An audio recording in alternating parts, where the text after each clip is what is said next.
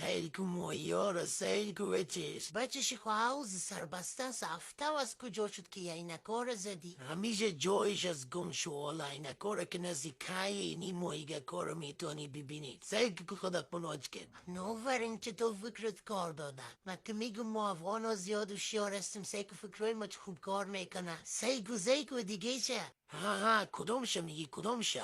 کوکی اونورا میگم اونورا. ای دستتو کو گم شو دستتو کو. تو جرا ببین یک دفعه تو جرا فهمیدم از برای خدا تا کو. چرا باز ما چی کردین؟ کو بچش دست بالا میکنی و نه دست رو ما میفهمم. آخر ما از نیاز بیرون خود کردن. او بچش نفهمیدم دیگه میبخشی. حالا تو کنار دیجی چرا پوشی؟ او از یادم رفته ده سرم مونده میبخشی. گفتم بعد از حوض برم طرف مسجد. او جرا بیبی او جرا اون کو دوست کده دوست دختر جرمنی. تاکو گفتم تاکو بچش همی دست تاکو نکودم نکن بیکاره چرا شوره میکنی؟ میبخشی نمیفهمم می دستم چرا بی اختیار شده.